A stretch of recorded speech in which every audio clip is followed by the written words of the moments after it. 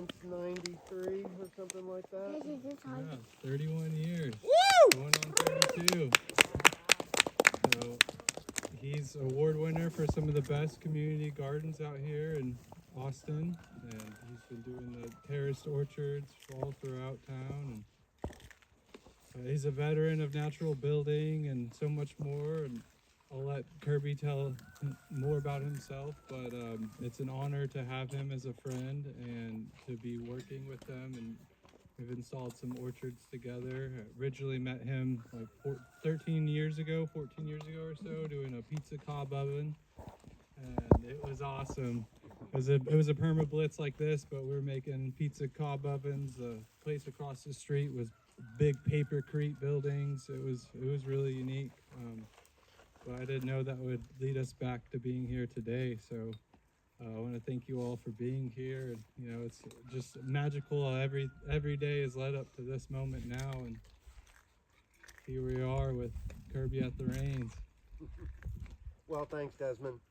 And I do have to say how impressed and happy I am with Desmond and Victoria for doing all that they do, picking up the torch for this conflict. For 6 or 7 years, we were doing 9 of you. And after that work, of course, here comes Desmond and Victoria and the Permafests and events like this. And I really appreciate everything that y'all do. Thank you so much. And they printed my notes up for me today. So, just a little bit on my past. Went to Texas A&M University, got a degree in forest sciences. Was pretty committed to, at the time, preserving nature and ecosystems. And my first, what I was going for originally was forest management, and it was kind of like the opposite of what I wanted to be doing. You know, clear cutting was one of the things they were teaching us. And so then I got into natural resource conservation, which included range sciences, wildlife biology, recreation and parks, forestry, mile wide and inch deep. And after that, I went and served in the U.S. Peace Corps in Guatemala. I did agroforestry, and that was a wonderful assignment, probably one of the best that you could have in the Peace Corps, because it wasn't that far, so family could come and visit, and I was able to go back to Guatemala when I was done and visit where I had worked. And I learned to speak Spanish, which happens to be extremely useful here in Texas. A few things I didn't like about the Peace Corps is just as you were getting your feet underneath you and learning the language, while your time's up, time to go back home. And then the Peace Corps breaks everybody up into narrow disciplines. So I was the tree guy, and we had the wildlife people and the community health people and the appropriate technology people. But they deliberately put us in separate towns so that we all didn't hang out together and speak English. And in permaculture design, I'd like to thank, when I first stumbled onto permaculture, it was actually a Pacifica radio interview with Bill Mollison back in 91 or 92. And I could sense right away that it integrated all these things together. So it wasn't just a singular, narrow discipline way of thinking and making decisions. It was a more holistic way of processing information and coming up with a design solution. And after I got out of the Peace Corps, I went and worked on the crab fishing boats in the Bering Sea, which I jokingly say is like being in prison with the possibility of drowning. And after 2 winters of that, 9 months out at sea, an amazing experience, I was definitely ready to come back home, get centered, take care of family. My father was sick with multiple sclerosis, and I'd been gone for about 5 years, going back and forth between Alaska and Latin America. Did attend the Earth Summit in Rio de Janeiro, 1992. Was actually protesting on the streets of Rio de Janeiro with Lula da Silva when George Herbert Walker Bush showed up at the Earth Summit.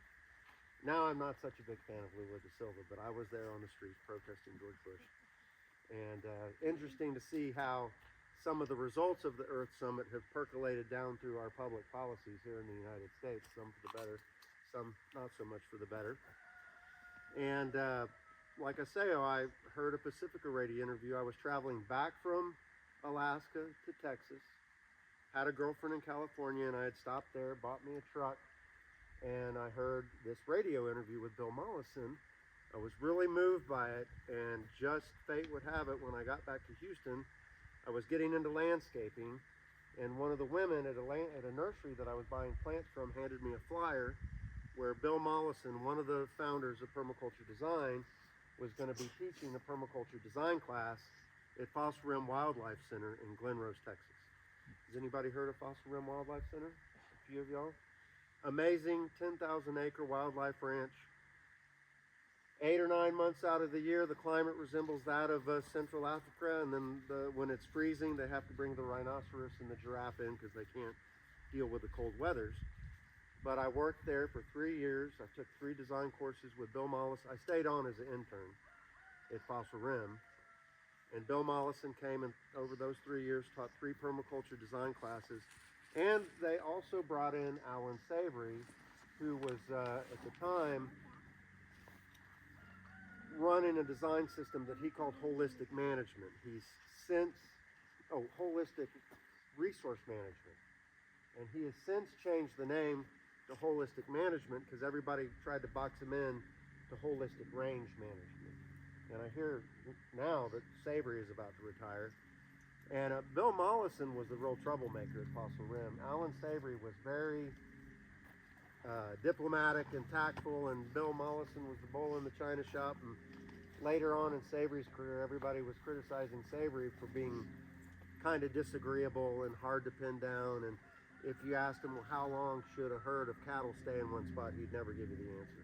He'd just say it depends. And it depends. It does. It totally does. But we all want that solid answer on the, what's that? Prescriptive. So Savory was into holistic decision making. He had been a wildlife biologist in Zimbabwe, Africa, and ahead of human settlement in parts of Africa, they would go out and basically slaughter all the wildlife, thinking that that would do the ecosystem some good, get out of the way for their cattle and livestock. And instead what happened is that those ecosystems began to crumble.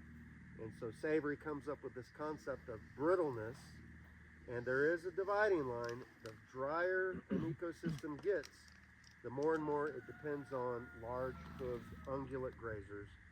An ungulate is an animal that chews its cud and has a ruminant stomach.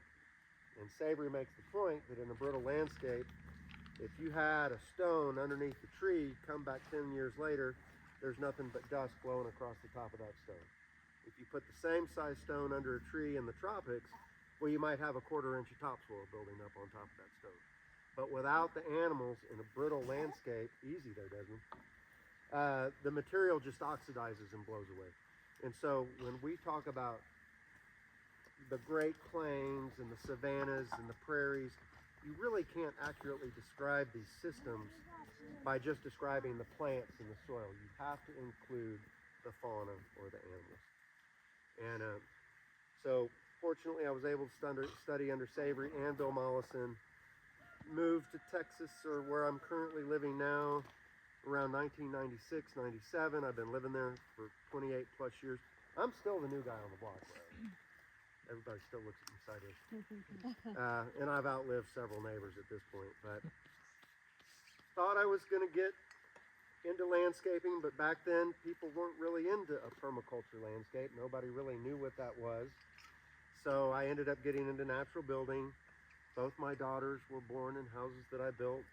My first straw bale house is where my oldest daughter was born, and with midwives and breastfed, family bed, homeschool, minimal vaccines. Turned out to be great kids, and began really teaching permaculture design with Dick Pierce in the early 2000s, and then at Quiet Valley Ranch in Kerrville around 2002. And been teaching now for about 22, 24 years, more like. So I'm very glad to be here. And teaching a group like this is as beneficial to the instructor as it is to the people in the audience, because it's a refresher for me, it's a way to meet new people, and it's a way to get this information out.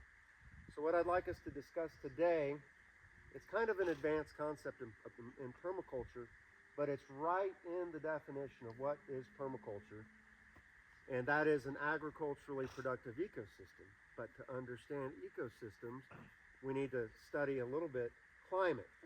And so the permaculture design class follows the chapters in the permaculture designer's manual, and climate is, I think, the third chapter.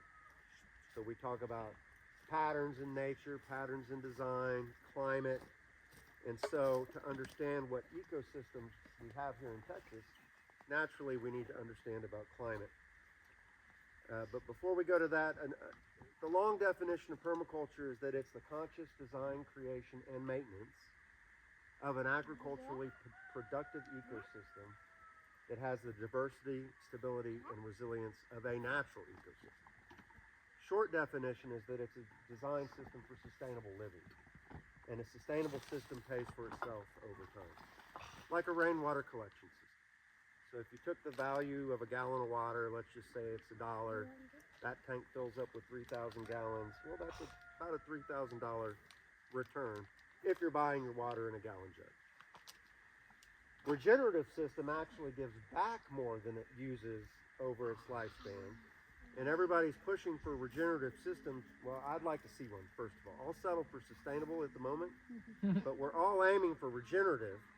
But, you know, because sustainable has kind of been co-opted. I see pollen blowing off these trees. It's either that or chalk. And then Bill Mollison's favorite definition was that it's the science of assembling beneficial relationships. And he says that diversity isn't just a factor of how many elements or different plant species you have in the landscape, but how many beneficial relationships you have in the landscape. So putting a cistern next to a building, now the roof is collecting water into the cistern. Putting solar panels on top of a roof. So that's a beneficial relationship between the solar panels and the roof. And then we get into multiple functions. So, all right, what latitudes? Let's talk about, think about the sphere that is the Earth. I mean, there may be some flat earthers among us, but humor me if you are. Let's just pretend the Earth is round for a little bit. Austin is right at about 30 degrees latitude. So you've got the equator, you come up 30 degrees, take a line all the way around the planet, that's 30 degrees latitude. What other famous city is at 30 degrees latitude? Baghdad. So 30 degrees latitude is the true desert belt of the planet Earth, both north and south. So all of the famous deserts in North America are along this 30 degree latitude, with the exception of the Gobi Desert, which is at about 40 degrees latitude. So what desert is in Texas? Chihuahuan Desert. Now, here's another interesting statistic.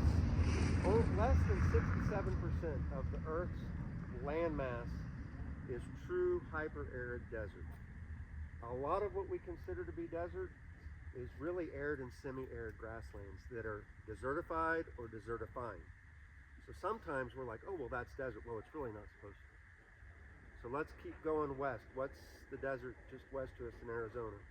The Sonoran Desert. Was it always a desert like that? No, it wasn't. The Sonoran Desert was named for the sound that all the rivers made running through that region. And when the Spanish got here, there were giant beavers in the Sonoran Desert. What's west of that? The Mojave Desert. Keep going west across the Pacific Ocean. There's the Gobi Desert, that's to the north. Go a little bit further west, and there's the Sahara Desert. So it's our job as stewards of the land of 30 degrees latitude. The reason we have any precipitation here at all is because of the Gulf Coast. Go down to 30 degrees south latitude, two deserts. There's a high desert in the Andes Mountains, and then there's the Great Central Desert in the middle of Australia. Another factor that leads to desertification and aridity is the further inland you go. So the further from the coast that you get, the less precipitation you're going to get. So the Great Desert tends to, in Australia, is mostly in the interior of that continent. And some of our drier areas are in the interior of North America. There's another latitude line, the Tropic of Cancer, and that's at 26.45 degrees north and south. To the south, it's the Tropic of Capricorn, and basically that's where the sun still remains overhead at noon, during the solstice. Here on our solstice, summer solstice, which is June 21st, the sun is still at about 60 degrees. It's not directly overhead. And so below the Tropic of Cancer and above the Tropic of Capricorn, these areas are generally considered to be tropical. And Tropic of Cancer passes through the southern tip of Baja California and just above Cuba. So below that, pretty much tropical, maybe a freeze occasionally, but not that often. Above that, you get into the subtropics. Above that, you get into subtemperate.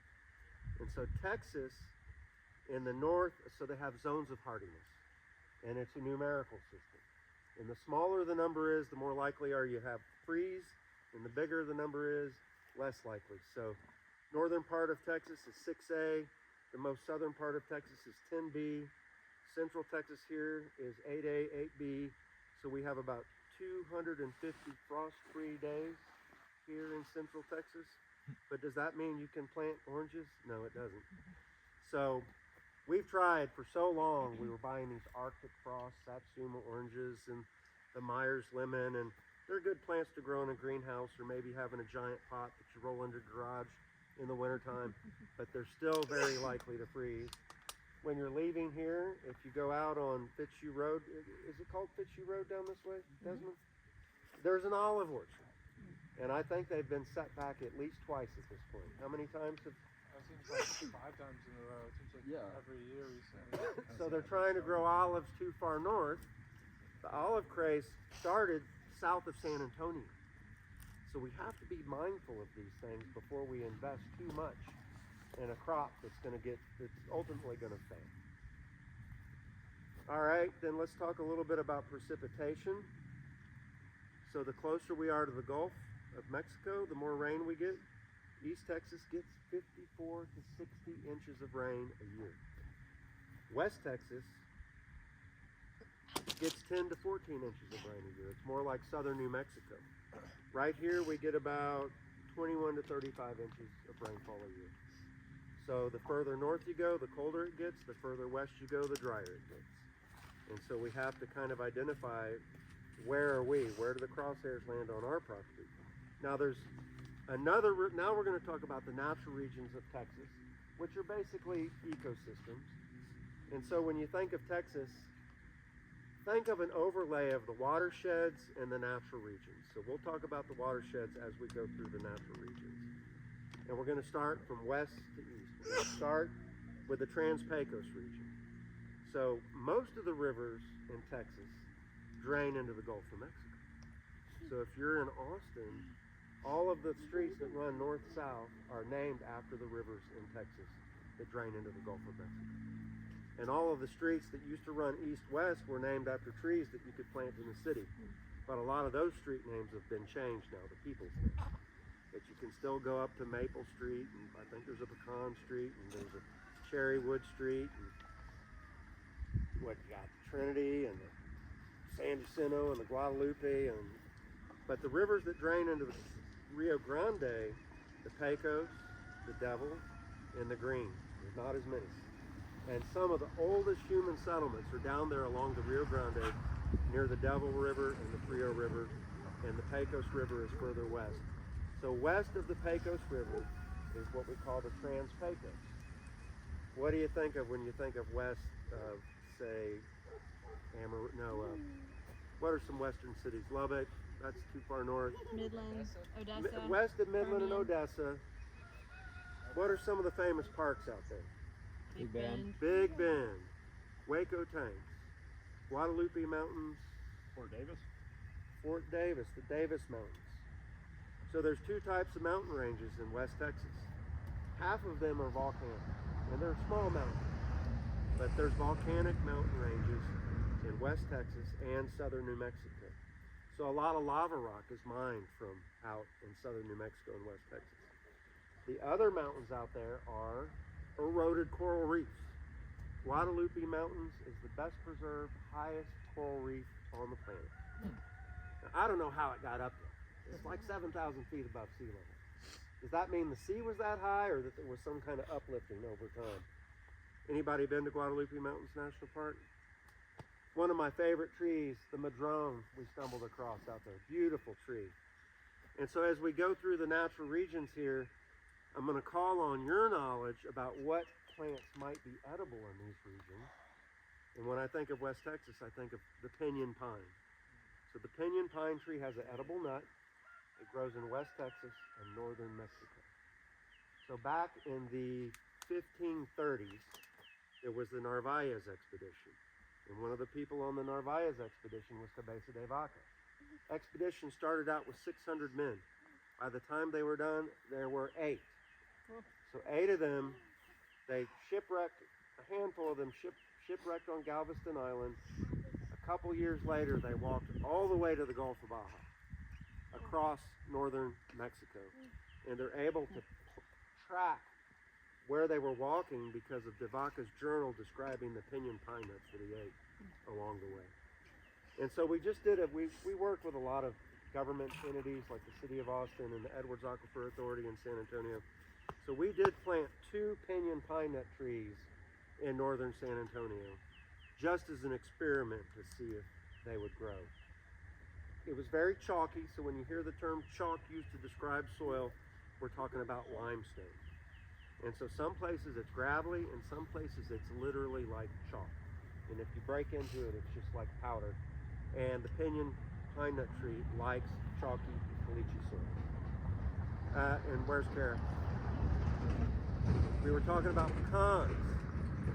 Famously, the pecan tree does exceptionally well in Texas. It also happens to be the state tree. Who knows what the state bird is? Mockingbird. Mockingbird. State grass? Side oats grama. Oh. State flower? Bluebonnet. Bluebonnet. State gemstone? Topaz.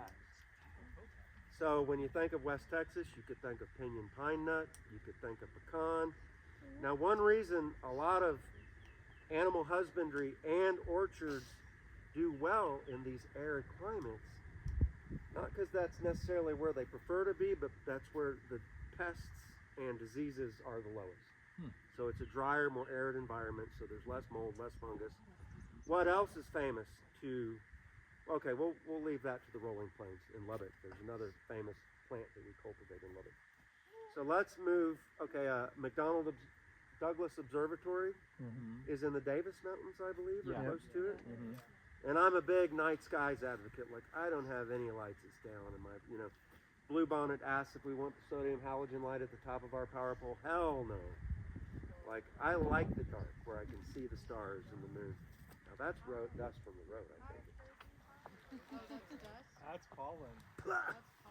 We've been working in the Just cedar pollen for 5 weeks now. I'm kind of gotten used to it, but it kind of also gives me a sore throat. Okay, so now let's move a little bit further east to the Edwards Plateau, which is one of the larger natural regions of Texas. And so basically you need to think of Texas, it's got 3 steps. So you've got the coastal flats, then the Balcones Escarpment. So when you're coming in on US 290, it says gateway to the hill country on the water tank for Dripping Springs. That is the Balcones Escarpment. And then the other escarpment is Caprock Escarpment that takes you from the Edwards Plateau up to the Great Central Plains. Anybody ever lived in Lubbock? Joaquin? Escarpment means step. So it's the Balcones step. And this is where, like I was saying, that along the Rio Grande, where the rivers came into the Rio Grande, I mean, they're finding Clovis spear points easily dated now 6,000 to 7,000 years ago. They're thinking now 30,000 years back that humans occupied the Rio Grande Plain. And then the other famously occupied area by Native Americans is the Balcones Escarpment. Naturally, because that's where all the rivers come off the Edwards Plateau down into the Blackland Prairies. And so when the Spanish came here, in their later explorations, first was Narvaez expedition, then it was De Soto. The Apache and the Comanche had now occupied that escarpment. And the Spanish didn't go up into the Edwards Plateau because the Comanche were there. And all the famous little cities are named after the springs that come out of that limestone. So you start down at San Antonio, San Marcos, Aquarina Springs, Barton Springs, Salado is a famous spring, all the way up to San Saba. So that's one. So you got your coastal flats, you got your Edwards Plateau, and then you got your Great Plains up to the north. So the Edwards Plateau, probably, what's remarkable about the Edwards Plateau? What's that? The juniper tree? Probably the rivers and how beautiful and clear and green the rivers are. The black bear was endemic when the explorers first came to Texas. Black bear were everywhere. We traded in bear lard, the way they traded in salt around the Mediterranean. And of course, we've pushed all the black bears back to West Texas. And you know, we might think about the cypress tree. What are some of y'all's favorite trees and why? Mine's the magnolia, because I grew up in Houston, and it's a great climbing tree. The cypress tree is also a great climbing tree. I would say escarpment oak. The escarpment oak. Post oak. Escarpment cherry. Okay, post oak. So back to the plants that bear fruit. Escarpment cherry. Texas persimmon around here.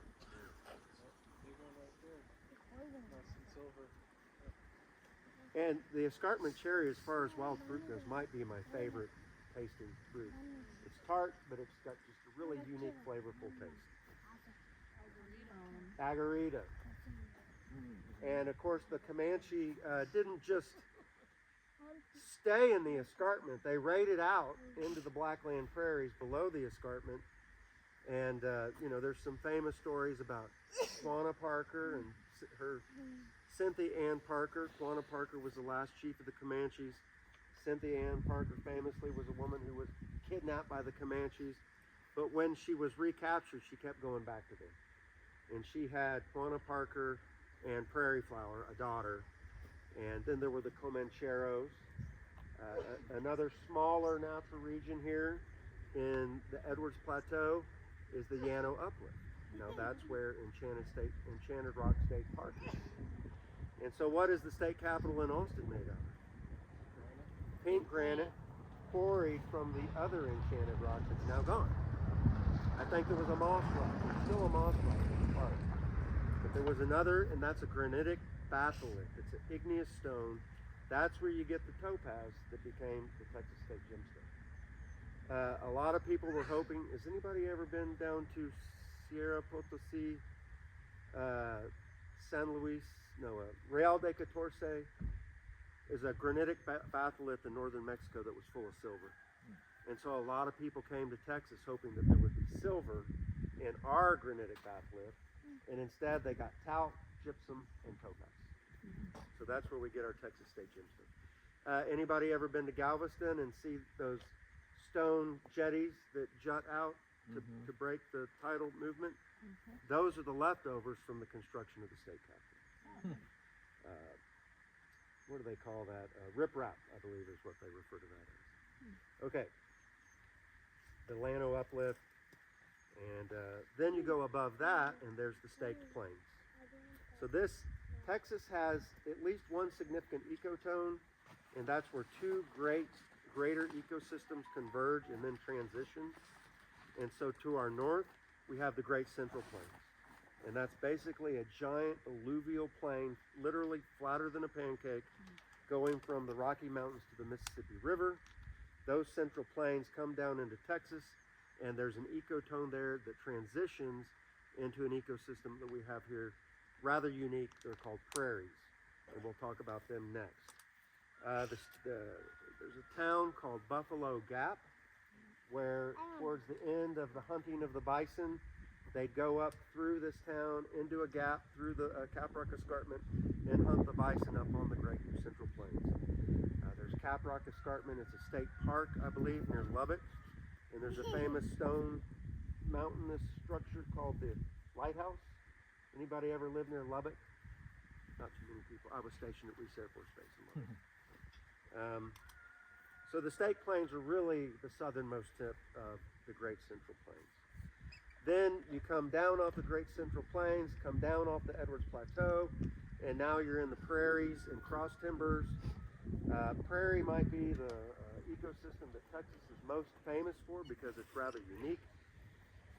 There's a famous book out, it's called The Explorer's Texas.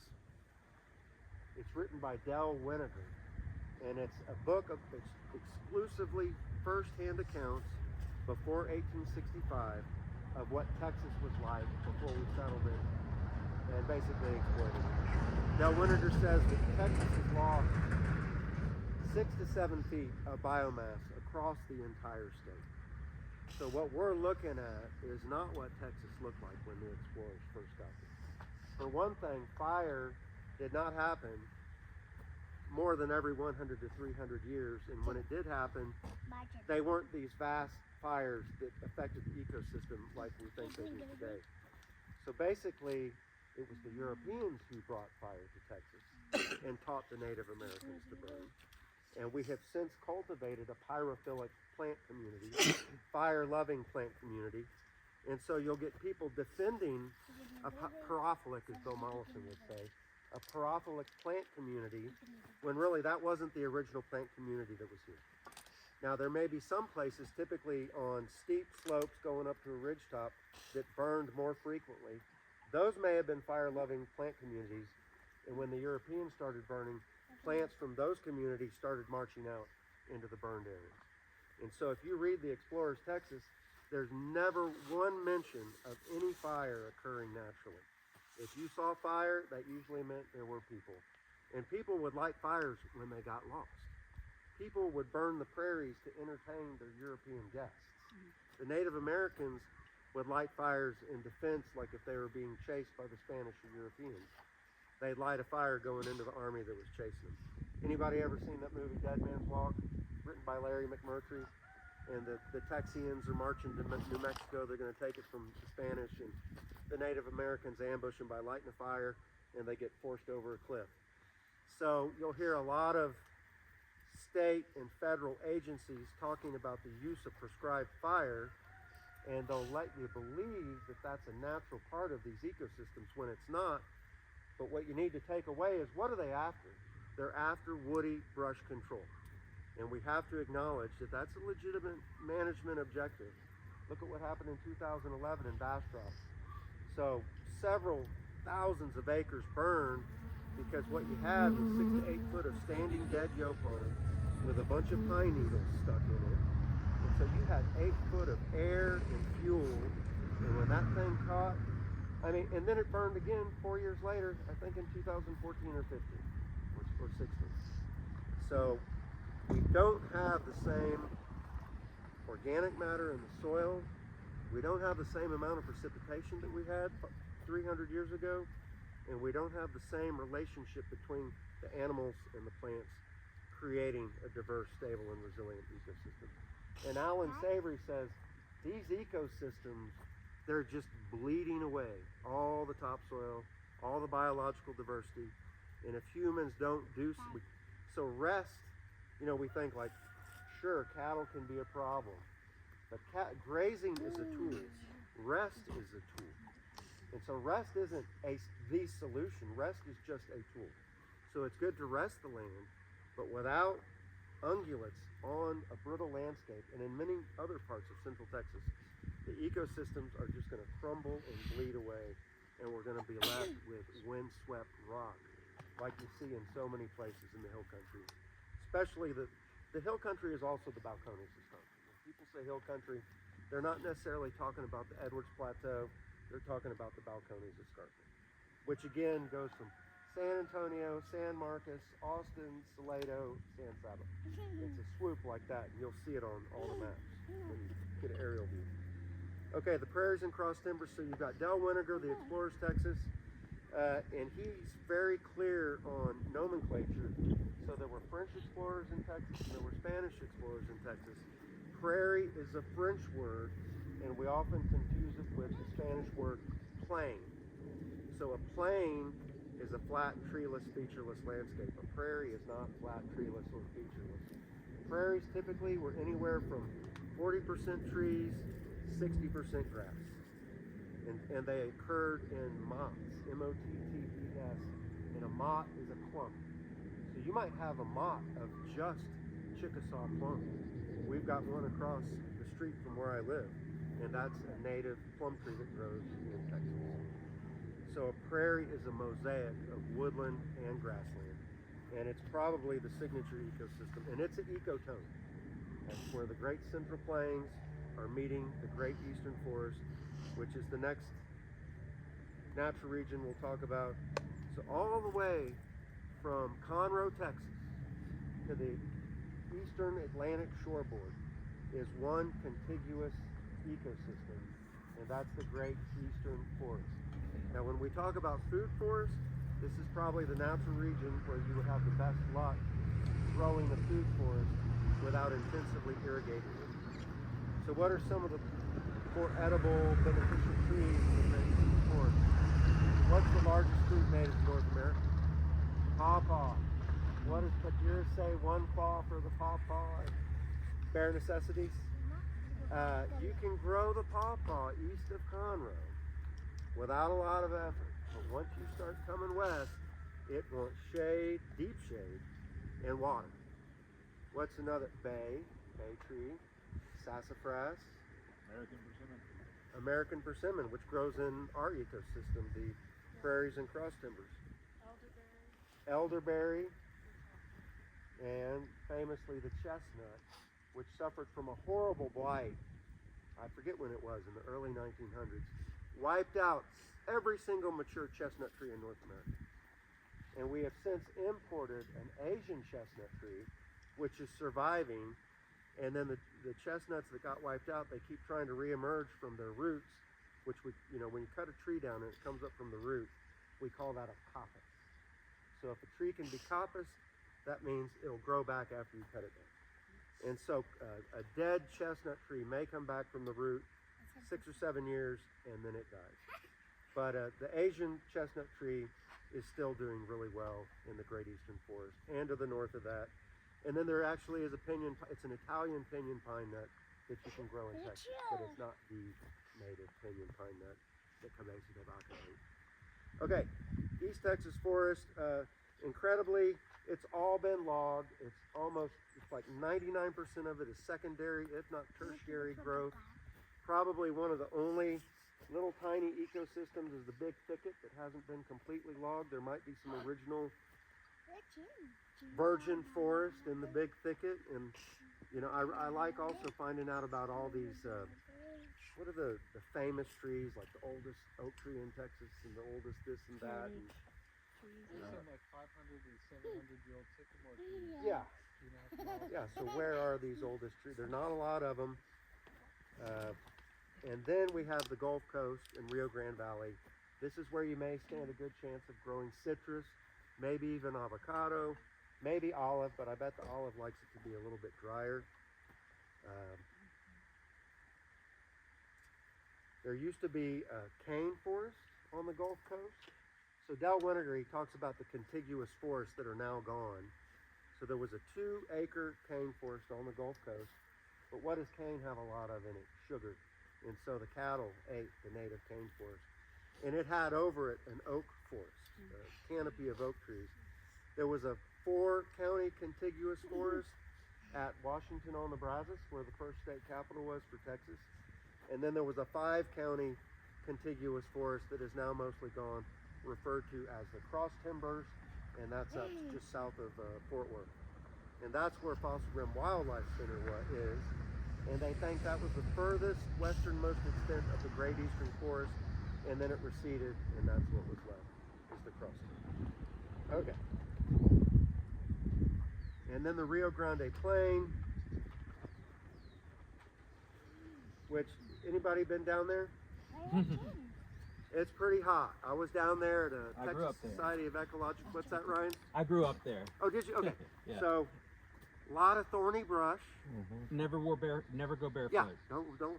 And what's the big brown bird, the chocolaw? Oh yeah, that was in my dad's backyard all the time. Just real docile, like they're not flighty, and they'll just sit up in the trees and chew at you all day long. Or, yeah, a family of 8 will just kind of like walk around the yard. And yeah. It's pretty cool. Chakalaka. Raymalaka. They don't think it was always brush. It could have been more grassy, but then after humans intervened, you get natural succession without the influence of the bison or the large hoofed ungulates.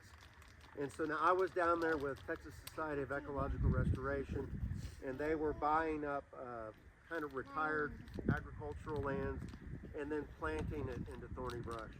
And I was just always like, oh. And that's after 2 rounds of Roundup. So Texas Society of Ecological Restoration, their prescription is you apply Roundup one spring or in the late summer, and then you do it again in the spring, and then the next year you can plant.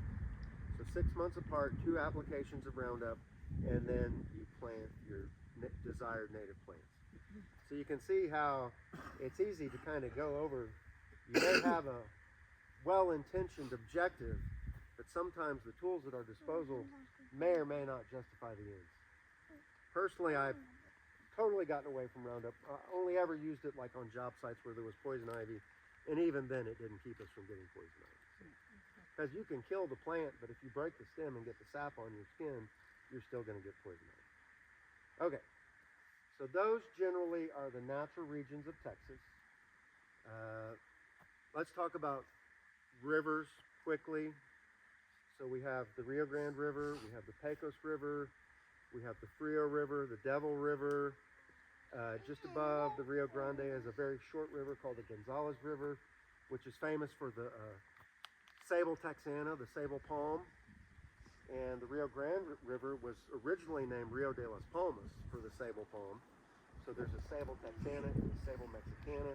Very slow growing, requires 0 maintenance, gets up to 60 feet tall, all the way north to Georgetown. Then we've got like, you can help me with my geography here.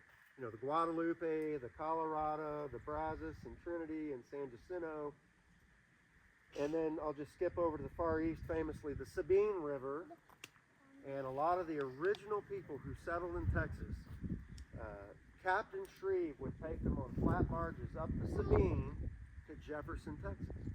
But there was a giant beaver log jam in the way that made Lake Caddo, so Captain Shreve blew up that log jam so that they could get further upstream. It has since been rebuilt, but there are no naturally occurring lakes in Texas, maybe 1 or 2. Except for the Caddo. The Caddo, but they blew up that and rebuilt the. And it was kind of like a land bridge too. Yeah, it for, was. like, the Native Americans and wildlife. It was a log jam, probably started by beaver, and then there's a green lake that's part of the Guadalupe, but it only has water in it intermittently and only gets 6 or 7. It's just like a depression on the beach. So we don't have natural. All the rivers in Texas are made by human beings. Lakes, I'm sorry. A lot of the rivers have been messed up by human beings too. Is that the Great Raft or what was it called? It was like a huge log jam. It was a log jam. Like 100 miles of log jam. It could have been, and I could just see Captain Shreve with his dynamite just blowing it up in clods. And that probably sounds. Tell me your name. Jonah. Jonah. We met before today, Jonah. Okay, now we've talked about climate, zones of hardiness, generally going north or south. Probably the further inland you go, the more cold and extreme hot you get. We talked about precipitation. From east to west, it's wet to dry. We've got the Great Eastern Forest colliding with the Great Central Plains, the ecotone of the prairies of Central Texas, and then to our west and south, the Chihuahuan Desert. And that Chihuahuan Desert, it's trying to come our way. Desertization is when humans increase deserts. There's another word, desertification, and that's geologically these hyper-arid regions, less than 6 to 7% of the Earth's landmass, slowly, just barely, they wobble. And that's desertization, Desertification is when humans create them. So we don't want to mistake desertification for desertization. Yes, Kara? Can we also say we live in a continental climate influenced by the Gulf moisture? We have high variability of warm and cool and a diurnal, pretty large shift, continental. I would say so. What do you mean by, when I hear the term continental, I think the further into the interior. So when we talk about wine regions and climates, we refer to high diurnal as continental, And by diurnal, I think she means swings between night and day. and the temperature variability. Well, I would say the closer you get to the Gulf Coast, those swings are moderated, Mhm. and the It- further yeah, inland the you Gulf go, moderates the they're temperature. exaggerated. But in Central Texas, it is a continental. I would say so. Oh, and I forgot to mention, famously in Lubbock, Texas, they have a lot of grape orchards or vineyards. Jonah. So on that note, what y'all were talking about, I heard that we're like right on this line where the desert air and the ocean air masses are like constantly fighting. So some years we'll have the desert air in our zone and we'll get hot and cold and dry. And other years we'll have the ocean air zone in our zone and it'll be like humid and hot. And I would definitely say so, and that may have to do with El Nino and La Nina. What I do know for certain is that as the sun heats up the equator, that air rises, it's moist and warm, it goes up into the atmosphere, it precipitates out the moisture, and then it comes down at 30 degrees latitude, cool and dry. And so that's what gives way to deserts, Yeah. is that cool and dry air coming down from the upper atmosphere at 30 degrees latitude. I was farming in San Antonio, in East San Antonio, and I was actually told by Lee at Southwest Farms, if you go out, Lee is in Southwest San Antonio, I was kind of East San Antonio, but if you go out at 3 in the morning, you can feel the Gulf breeze coming in. And then it gets pushed out as the day warms up. Yeah, but even all the way to San Antonio, they're experiencing the environment from the Gulf pushing in. Well, and Bill Mollison has pointed out, and I've read in several other studies since then, the further inland you go, they have an isotope that they can track if rain comes from the ocean or if it's coming from evapotranspiration from trees. And I forget what an isotope is, but there's O16 and O18. One O for oxygen, and one of them is from evapotranspiration from trees, and the other is from evaporation from the ocean. And the further inland you get, it's almost all from evapotranspiration in trees. So if we cut down the trees between us and the center of the continent, there eventually will be no rain in the center of the continent, unless you have these massive systems that push in. Like when we lived at Fossil Rim, we'd get half the year's rainfall in late August, September, early October from hurricanes and tropical storms. And then you got to wonder, like in Colorado and Western California, where does that water come from? The Pacific. And then as it rises, when it hits the mountains, it dumps out because cooler air holds less moisture. Hotter air can hold more moisture. So famously in Lubbock, Texas, they grow grapes. So there was a root blight in France a couple hundred years ago, wiped out a huge part of all the vineyards in France. And so horticulturalists from France collaborated with people in Texas, and France invested a bunch of money and a bunch of their most sacred rootstock in vineyards in West Texas. So Lubbock is famous for wine. And again, it's not that the grapes don't want moisture, but they just don't suffer from the same number of diseases in an arid environment. And then we were looking into growing, you see so many people growing vineyards now, like at the Salt Lick and all these distilleries. And I read like, well, you pretty much can't have an organic vineyard because of Pearson's disease in Texas. What are your thoughts on that, Sam? Have you heard of Pearson's? Yeah, I think I had a vineyard for 2 years. Without a doubt, a lost cause. Interesting. Yeah, I mean, definitely be a hobby grapist and grow some grapes out there, but never start a vineyard. Never just start a monoculture orchard like the olive farms. I was planning on transforming our vineyard into a permaculture food forest because all the irrigation was set up there, all that stuff. But yeah, he's right. You got to spray in Pearson's use. But here's the kicker: like you get rain in July, which we can't stop that. All your grapes are gonna be moldy. Right. So why are you depending on one species of plant? So that's why we should really. And you'll see the vineyards, the spacing, enough room for air and sunlight, and then they're only growing 2 cables of grapes. And Jonah. So I've heard that one of the big reasons that people clear oak trees is for vineyards. But I've also heard that grapes grow better under oak trees. Probably so. Yeah, I mean, look at how the native grapes here grow up there. What are some of our native grapes? Muscadine likes the chalk, the caliche soil. It's a large, bronzy-looking grape. There's several varieties of muscadine. The Mustang grape is a smaller, dark purple grape, and you can where I live, I call it grape shadow. When the muscadine grapes are falling, they turn my county roads purple. So it's a little late by then, but I'll warn you, if you eat Mustang grapes, pop them out of the skin, because the skin will burn your lips. My lips got sunburned this last week. Boy, that would really hurt. Like, so just don't let that skin touch, unless you just want to feel what it's like.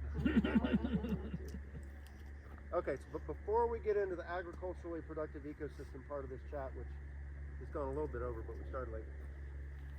Okay, did we miss any native species of food plants? So the dewberry, the farkleberry, which is a cousin to blueberry, and it only grows in sandy acidic soils. So like in the Lost Pines. We talked about the escarpment cherry, the Mexican plum, the Chickasaw plum, pecan, chestnut, walnut. Raspberry's not native to Texas, is it? Raspberry's probably just a cultivar, who knows? I mean, we count agarita. Agarita, Acorn. the acorn, Native Americans ate Mesquite. acorn. The mesquite bean. We're going to talk about farmers' yeah. trees. If I don't wear ears I think- out by it. Pecan, Can't you get water from yucca? escarpment cherry, Juniper. Prickly pear, cactus. Oh yeah, pretty good.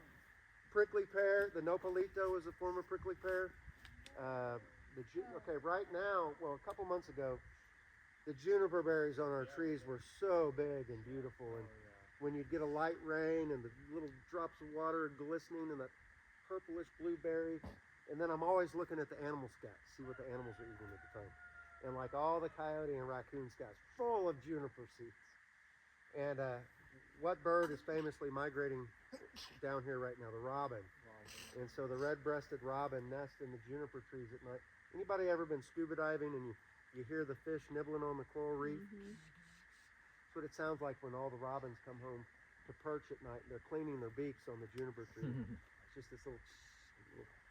So they spread the seeds. The juniper berry, now we use it as a bitter in gin. So juniper is a bitter. It's also used medicinally to fight urinary tract infections. I don't know about living on it. You know, the guideline, if you want to test something, if it's edible or not, and you don't know, you mash it into the palm of your hand, whether it's a leaf or fruit, and you just touch it to the tip of your tongue and wait 5 minutes. Like if you don't know what it is, don't begin to ingest it. And you got to sneak up on wild plants. What was that movie where the kid goes out into Alaska and he's living in the school bus and into the wild and he eats the plant that shuts down his digestive system? But he got it wrong. He was using a book and he got his information wrong. Okay, so back to the agriculturally productive ecosystems. How do we do that?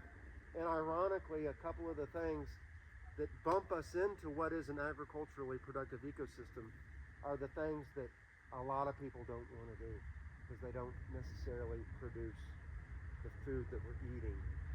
And so I see people talking about sustainable agriculture. Really what they're talking about is no-till agriculture. And so plastic everywhere. They're solarizing the beds. Drip tape everywhere.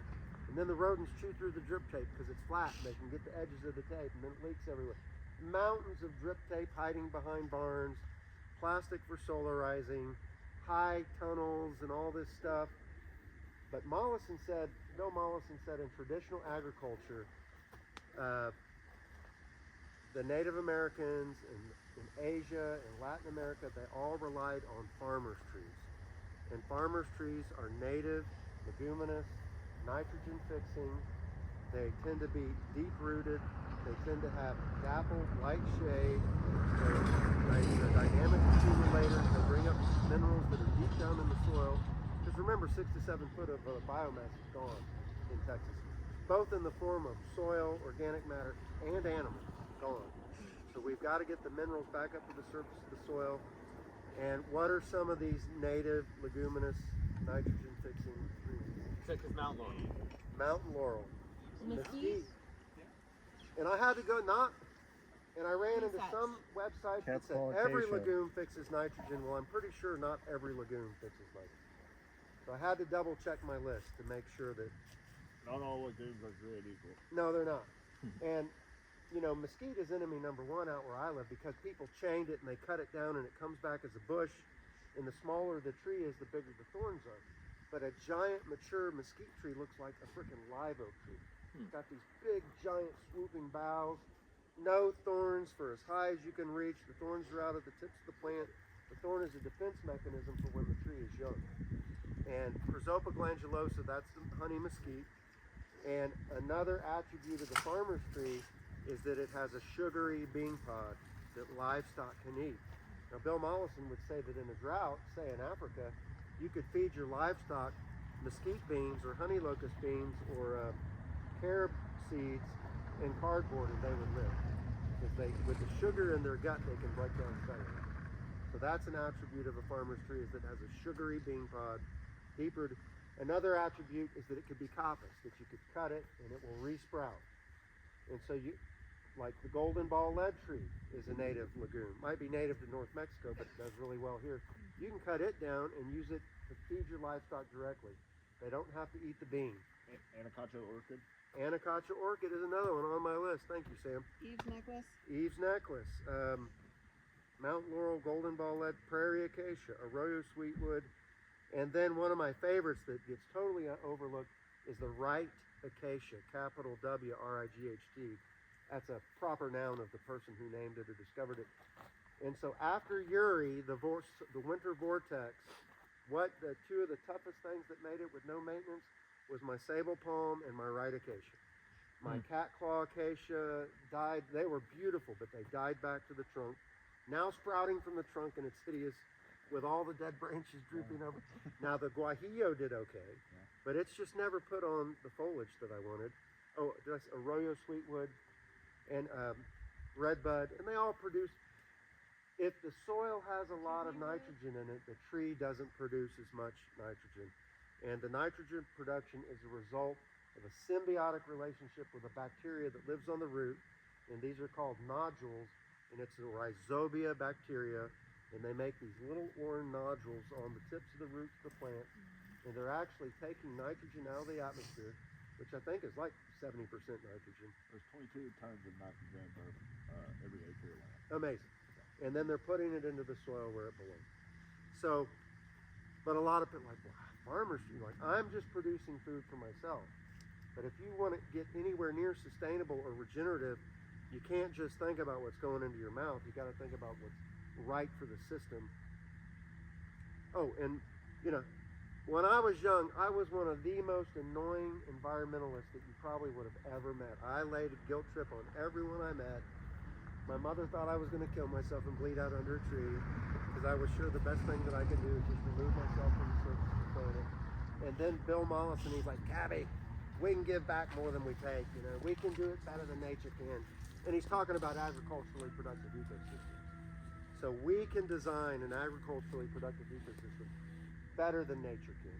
Does that mean we're going to always use all natives? Probably not. And I think as you go from east to west and you get out of the great eastern forest, animals are going to be part of that system. All the vegans here, even if you don't eat those animals, you can use them to maintain the ecosystem. And there's really no climax ecosystems in Texas. Maybe in the bottomlands of the East Texas forest. Everything else relies on a degree of disturbance. And so my motto is like, we have to become disturbance. If you've got a bunch of dead yopon with pine needles stuck in them around your house, you need to go out and remove those trees. If, like, where I live, if you did nothing, you'd be living in an impenetrable thicket of dead trees, greenbrier, yopon, and hackberry. You couldn't walk 10 feet without a chainsaw. And I'm paying close to $9,000 a year in property taxes. So I don't want a giant clogged thicket of stuff that doesn't benefit me or probably doesn't benefit the wildlife that much. So we have to become disturbance. And right now I'm probably 60% wooded, 40% grassland. And if I turn my back on that brush, it would be 100% wooded in 20 years. Easily. The water oaks are marching up out of the creeks, and heaven forbid the juniper trees and mesquite trees would completely take over. So we have to become disturbance. And intensive cell grazing is that disturbance. That's a form of disturbance. And Mollison said, don't sell hay. You're just 100% taken away from the land and exporting it. Whereas if you grow cattle, 90% of the time, everything that cow eats is going right back into the soil. And so harvesting meat is more sustainable than at least harvesting hay. The other design element that I think is truly a regenerative element that stops the bleeding of our ecosystems are conservation terraces. I would call this a swale on a berm. So a swale on a berm is like a sine wave. It's like you got the dip, and then you got the point of inflection, and then you got the bump. So it's like a sideways S. The conservation terraces that Pete Van Dyke and I are building, they're 22 foot wide. And so they have a nice clean cut like that, then they go flat for a long time, and then they go down like that. And so on a conservation terrace, and we're building them with excavators. Mollison always did his terraces with bulldozers, but our terraces built with excavators look like how bulldozers build them, because I guided Pete in that direction. And so I think what you could do with a terrace, Mollison said for every 3 cultivar trees you plant 1 farmer's tree. So on the berm, I would only plant fruit trees every 15 to 20 feet. All the trees that we talked about. And if you want to plant cultivars, I think that's great. Stonewall, Texas, and Fredericksburg, they grow amazing peaches. Is there anywhere that grows apples well in Texas? Medina. Oh, Medina. That's out near Kerrville, isn't it? There's one guy up near Dallas. He goes to the Barton Creek Farmers Market. He drives all the way down, but here's an apple orchard. I think the further north you go and maybe west, the better the apples are going to do, but there's the Anna apple. My friend in Midland grows apples. How about fig? Has anybody had luck with fig? Mm-hmm. Yeah. Mine always freeze back. And then you've got to maintain a certain degree of hygiene underneath that fig tree, or it gets some kind of rust or blight on the dead leaves under there. So you might need to prune it up just a bit and just keep it clean. I think you need 2nd-year growth to survive a freeze.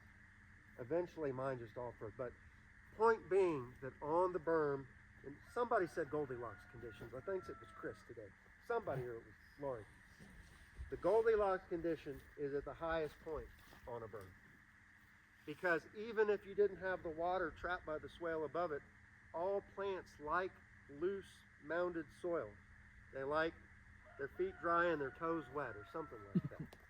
So even without the water in the swale, if you just had a mound of dirt and plant a tree in the center of that mound of dirt, it's going to do better than it would on grade, like regular ground.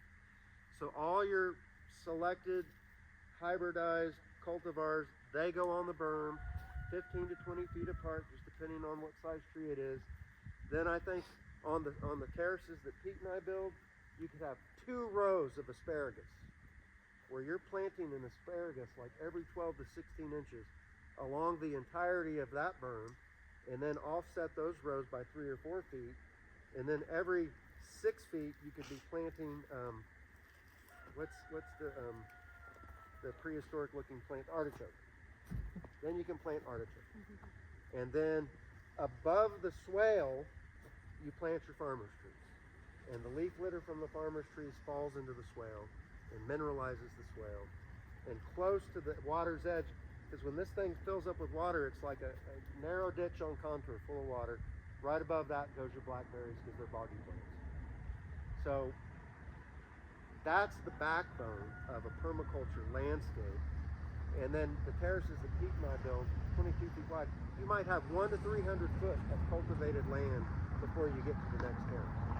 And so every 100 feet or so, you've got a conservation terrace with your horticulture and agriculture going on in between that, or grazing. Pollinator gardens, every chance you get on your berm or where you can actually manage and take care of your plants, you can plant a pollinator garden. I like the orange and yellow lantana. I like the light blue purplish Greg's Mist. And then under that I'll plant some catmint just to fill it in. The Greg's Mist gets a little leggy. But that Greg's Mist, it will have so many butterflies. I like the milkweed, the orange and yellow. Lori, what milkweed should we avoid? The tropical milkweed? Yes. Don't do that one. Because there's a milkweed that keeps the monarchs from migrating. Right. So- It's the one they call tropical milk. Yeah. So the caterpillar eats the milkweed. The butterflies drink the pollen from the Greg's Mist. And then just for aesthetics, I'll put a tall purple obedient plant in the middle. And so then you've got your lantana in the back, your Greg's Mist in the front, the catman underneath it, backing up the Greg's Mist, and you will have a cloud of pollinators. And you don't have to plant them in big groupings like that. You could just strew them out through the garden. Sam? What about comfrey? I think of comfrey as a dynamic accumulator, and there's some comfrey in this garden. Isn't Yeah. there? It's like the tall ones. There. Or is that Mullen? That's Mullen. Oh, yeah. Comfrey got a bad rap. Yeah. People were saying that it did more than it could do. It was famously described as a dynamic accumulator. Is like chicory. It's got a deep woody root. It brings up minerals from deeper down in the soil. Comfrey spreads out, shades the soil. You can chop it up and mulch it. But then people were using it medicinally, and it harmed some people, and then it, yeah. So I just kind of I stopped. just heard about some research that on the inside of the comfrey, you break that up, that is some kind of crazy microbial juice. Did you tell me that, Chris, about comfrey? Maybe not. Mollison considered dandelion to be a dynamic accumulator. Chicory, most plants that we think of as weeds. Yeah. Okay, so Kirby? I've gone past my time. So Kirby? yes, Sorry, can I just throw in Stephanie. a suggestion on the milkweed? Yes, so ma'am. staying away from the one that we've talked about, the tropical. The one that does really well here for all our pollinators, including my honeybees, is the elkhorn. elkhorn. Yes, that's the one you want. It looks phenomenally like something from outer space. It's the most beautiful thing in the world. And I will have bees on that. I'll have a bee that goes back to that daily for her entire 6-week life. Now, what about like the caterpillar eating the other milkweed?